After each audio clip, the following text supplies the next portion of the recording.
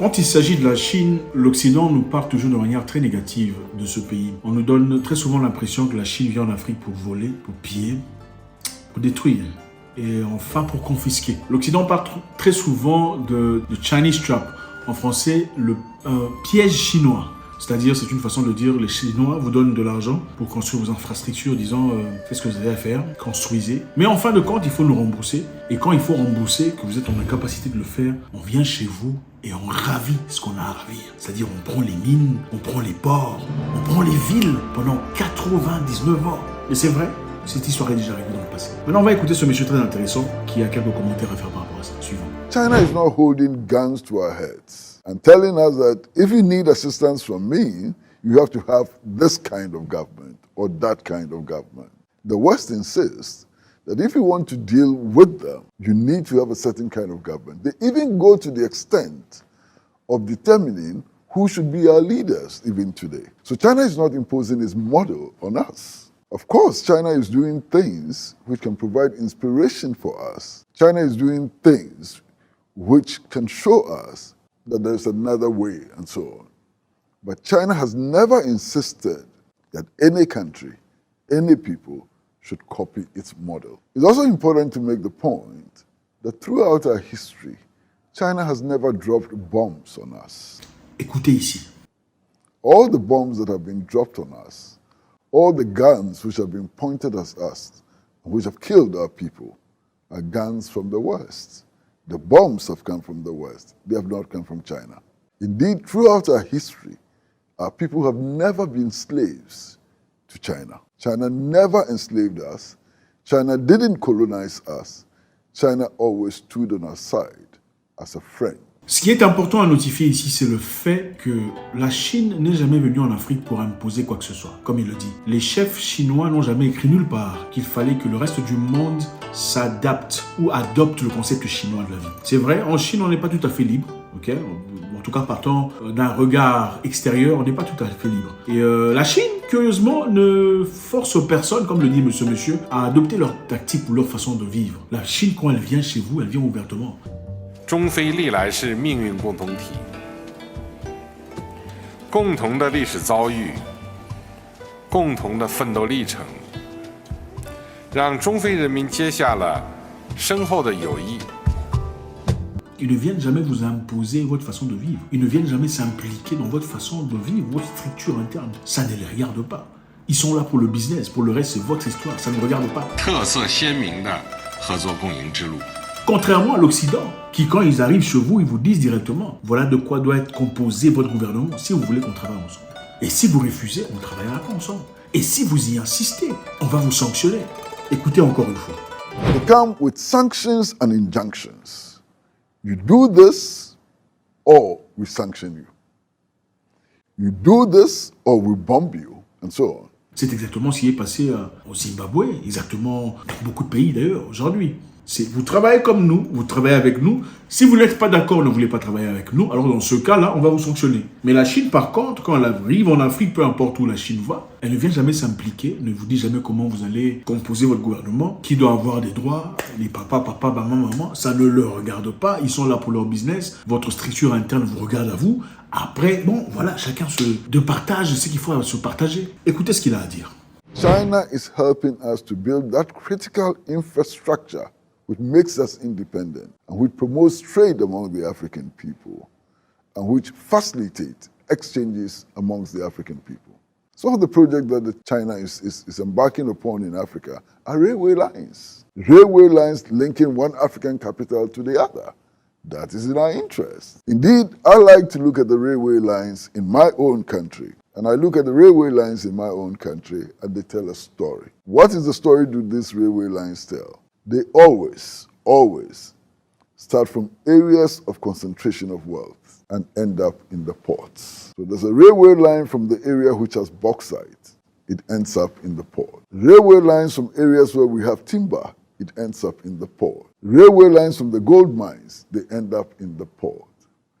This is symptomatic of the colonial economy, of the neo-colonial economy. So we did not build infrastructure in order to facilitate exchanges between our people. We did not build infrastructure in order to ensure that we are taking raw materials to areas of production and so on. This is what we want to reverse.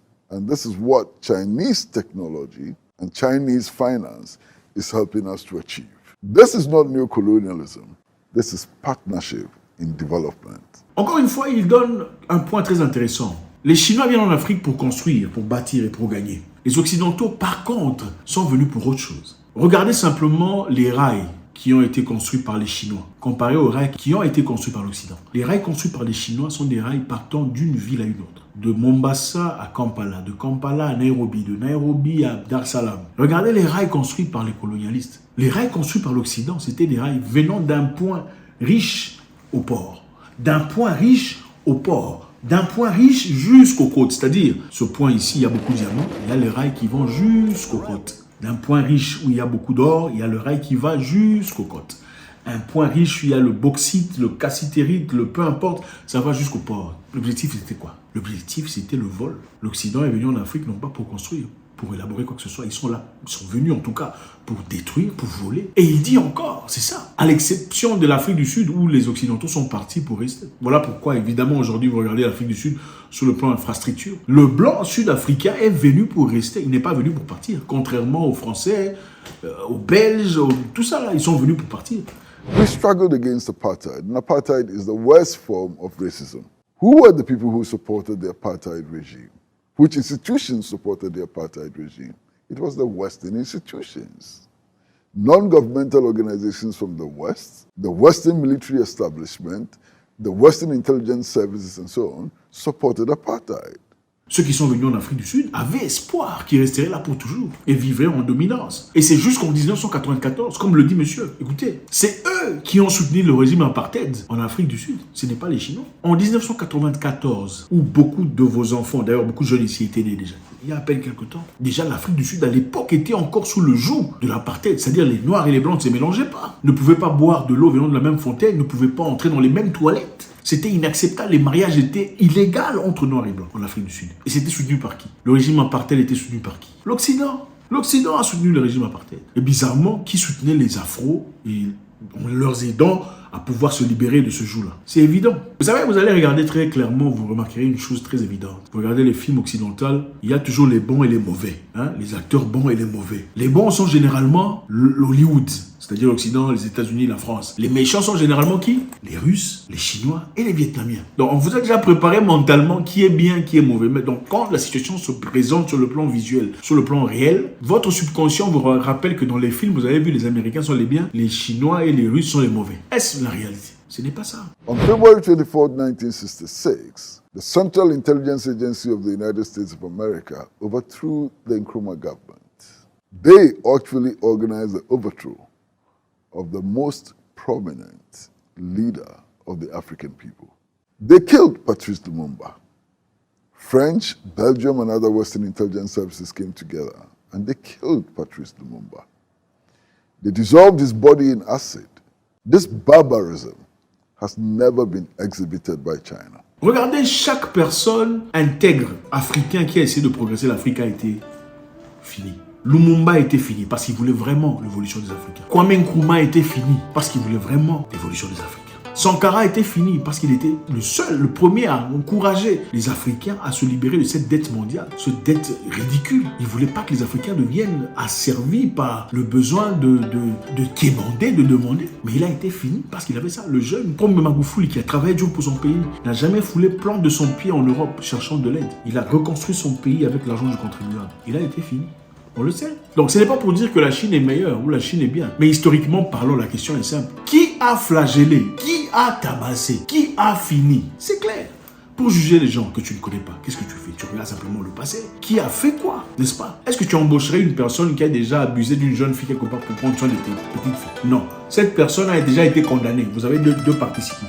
L'un n'a jamais été condamné. L'autre a déjà été condamné pour avoir abusé des petites fillettes. Tu veux embaucher quelqu'un. Oh non, il est converti, il est maintenant chrétien. Chef d'orchestre. Tu prendras qui? C'est évident. Alors c'est un peu ça. L'Afrique en soi doit se libérer de ce besoin d'être subalterne. Ce besoin de demander, de quémander, de supplier. L'Afrique est outillée et l'Afrique a beaucoup de choses. L'Afrique est riche. Simplement, l'Afrique a besoin des richesses, de matières grises, d'union, de l'amour pour pouvoir évoluer et avancer. Faites-moi savoir ce que vous en pensez. Écoutez cette personne, c'est avec beaucoup de plaisir. C'est intéressant. God bless.